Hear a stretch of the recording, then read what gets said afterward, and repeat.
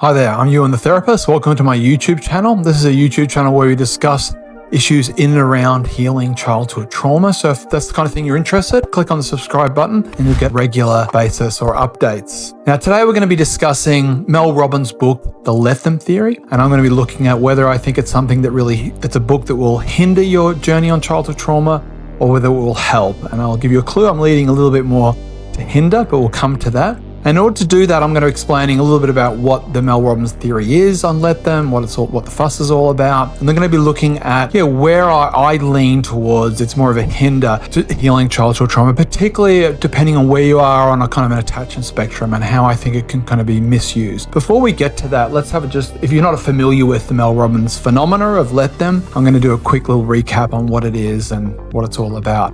Now, the Let Them theory is very much just sort of age-old wisdom repackaged and reformulized in Mel Robbins' book, The Let Them Theory. There is a little bit of controversy over whether she didn't attribute the poem that the movement originated from, but I'm not here to kind of look at that. But basically, the theory is it's a focus on kind of letting go of control on some level, letting go of responsibility for other people's feelings. Very big in AA, let go of trying to control people, places, and things. And she goes through the book kind of explaining the value of doing that. And it's nothing new. I took the book out of the library to read. I didn't want to buy it. I didn't appeal to me much. I felt it was very repetitive. I more or less felt like an idea that could have been communicated well in a blog post was padded out to a book. And on one level, it's just very basic stuff in the sense of it's like me writing a book saying, I had this realization that I shouldn't do things to other people that I don't want to myself. The golden rule. And I've written this book called The Golden Rule and blah, blah, blah. It's a little bit on that level. But nonetheless, it's very popular. And I think if you're someone that comes from a background control and organizing other people's lives and controlling other people's lives and getting involved in ways that may be unhealthy, it could be a real epiphany. It could give you a real insight to what it is to let go and the value of letting go and pulling your attention away of trying to control others and just work on yourself. But if you're in this journey of healing childhood trauma and you find yourself in any of these two positions, which I'm going to cover now, this is where I think could be problematic on a number of different levels. I'm going to break down what they are and why they are. Now, the first is if you're someone that leans more towards an insecure attachment. You find yourself in very codependent relationships. You could call yourself a bit of a people pleaser. You need to be needed. That your sense of well-being is very attuned to how other people are feeling, that everyone's okay with you, and making sure everyone's okay is very critical to you feeling okay inside yourself and not feeling anxious. So if you read this, you come across this book, for you may feel like, wow, that's just how I live my life. I just let them, like I don't assert boundaries. I don't stick up for myself. I don't present my needs as important and mattering. I can be invisible. I can just let them. I can put others' priorities before me. So the let them theory is something that you know and do very well. And so on that level, it could just be, well, of course, let them. And you could be using let them as a theory to justify the fact that you don't really want to confront and come against uncomfortable feelings inside yourself. Now, at the same time, where it could all, on the other end of that or inside of that, if you really want to take on let them and you really want to incorporate let them, and let's say there's someone you're very close to who you've disappointed and they're mad at you. And according to this theory, you should just let them be mad at you. It's, their anger is not your responsibility. That's the theory. Let them be angry. Don't run after them. You may find this really hard, almost impossible to do because it assumes that you've already built a certain capacity or resource inside yourself and you may well not have. It's like saying to someone, if a shark attacks you, you should swim in this direction towards the shore or this way.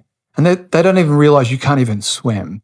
That you're not worried about the shark, you're worried about drowning. You've only got a couple of minutes left in inverted commas. So this is what let them assumes, that I have the resources and the capacity when someone's mad at me to feel like I'm a separate person to them, that I'm an individuated person and that I'm not responsible for their feelings. That has to be built. That's often for many of us a resource that we just don't have. Whereas our nervous system, our whole way of thinking is so attuned to what's going on in other people. The idea of not feeling responsible for them just feels like, it's like, how could we do it? So either we're hijacking let them to justify not setting boundaries, or we're just finding it too difficult, or it's just like we can't do the thing that we're technically meant to be doing.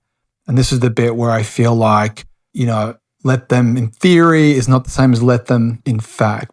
And this is the bit where in the book she does say, I think in chapter 2, let them should always be accompanied by let me. Like, let them do that, but let me work on that. And for many of us, it's just not that easy. It's not that simple, just a switch on because me is them. I'm enmeshed with them. So let me is letting them. And it just doesn't really take in that into account. The second aspect is if you're on the other side of the spectrum, from an attachment perspective, where you feel more avoidant, where you could see how let them is just like an excuse to avoid conflict, to avoid intimacy. Like, that friend of mine didn't call me to the party, let them. Rather than it's like, hey, that hurt me. Hey, I didn't like it when you did that thing. And you could see how let them is just, it could be used as a way to kind of justify pulling away and cutting off. So let them and let me just get on my things. And I might have missed it, but I don't recall the book had let us. Let them over there, those other people, let me, myself, the individual, work on my problems.